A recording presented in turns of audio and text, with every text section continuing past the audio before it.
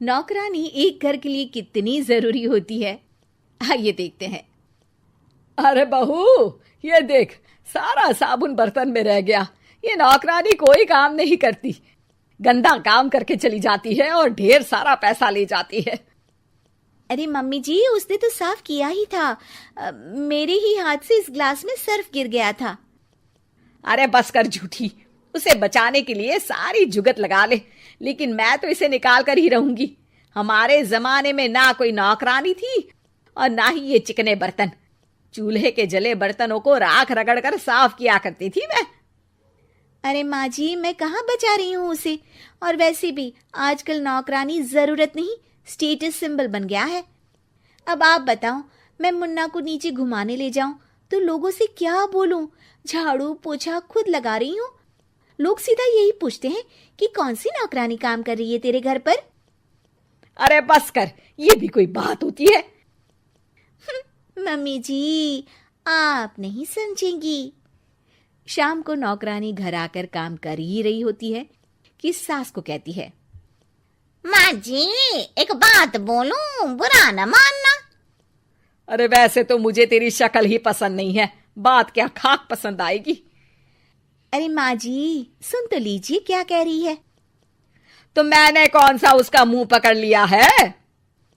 अरे माँ जी, वो लाल साड़ी पहनती हो ना पहना करो। सास का गुस्सा अब तो 7वें आसमान पर होता है। अरे वाह जी वाह, क्यों ना पहना करूं? और तू होती कौन है ये बताने वाली कि मैं क्या पहनूं क्या ना पहनूं?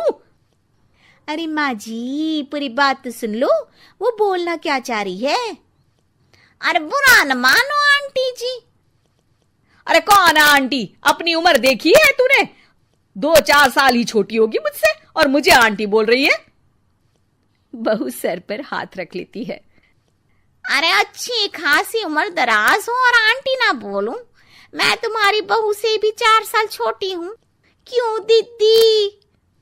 बोलती भी क्या, एक तरफ सास यानी पति की माँ, तो दूसरी तरफ नौकरानी जिसके बिना घर का काम नहीं चल सकता। वो दरअसल माँ जी की शादी भी बहुत जल्दी हो गई थी ना। अच्छा ये झगड़ा छोड़ो, ये बताओ तुम माँ जी को लाल साड़ी पहनने से क्यों मना कर रही हो? वो इनकी उम्र की सारी औरतें सोसाइटी में इनके लिए बात करती हैं कि तुम्हारी सास बुढ़ी घोड़ी लाल लगाम है। बहू को ये सुनकर गुस्सा आ जाता है। अरे वाह वाह, कौन बोलता है जी? खुद क्या है यहाँ की औरतें, बाल सफेद लेकिन टाइट जींस और कोई कुछ भी पहने। अरे पहनना हमारा निजी हक है, किसी को कुछ हक नहीं बनता कि वो मेरी सास के लिए कुछ बोले। मैं आज ही जाकर माँ जी के लिए लाल जींस लेकर आऊंगी, फिर देखो कोई क्या बोलता है। अरे चुप लाल जींस।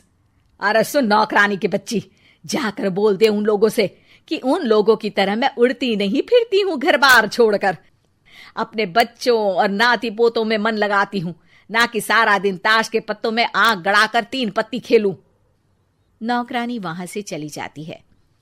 वैसे बहू, नौकरानी के क्या फायदे हैं ये तो पता नहीं, लेकिन सबसे अच्छा तो ये कि पता चल जाता है कि कौन किसके लिए क्या बोल रहा है। सोसाइटी में तेरा नौकरानी रखने का इरादा बिल्कुल ठीक था।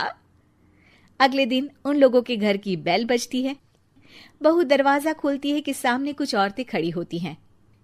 अरे बहू, कहाँ है तेरी सास? बुला जरा। अरे बहन जी, आप सारी एक साथ आइए आइए, कैसे आना हुआ? अरे 3 पत्ते खेलने आई हैं, क्यों खेलोगी? क्यों नहीं, वैसे भी बड़े दिन हो गए, एंटरटेनमेंट हुआ नहीं। बहू जा जाकर पकोड़े तो बना ला। अरे बस करिए, आगे कुछ पीछे कुछ। वैसे तो कहती है कि परिवार पर ध्यान देती है, हमारी तरह 3 पत्तियां नहीं खेलती। हमने कौन सा परिवार छोड़ दिया? सास सक पका जाती है। अब ये किसने कहा? मैं तो कहती हूं कि मैं भी थोड़ा बाहर निकलूं। आपने ही तो कमला नौकरानी से ये सारी बात की थी। सास और बहू को अब सारी कहानी समझ आ जाती है कि सोसाइटी की औरतें क्यों भड़क रही हैं। माफ करिए आंटी, मैं छोटी हूँ, लेकिन फिर भी पहले तो आप लोगों ने माँ की लाल साड़ी का मजाक उड़ाया था ना। हाँ हाँ उड़ाया था, लेकिन उससे पहले तो तुम लोगों ने हमारी जीन्स के बारे में बात की थी। अरे क्यों ना पहने हम जीन्स, तुम्हारे पैसों की थोड़ी ना है। सास और बहू सर पकड़कर बैठ जाती है।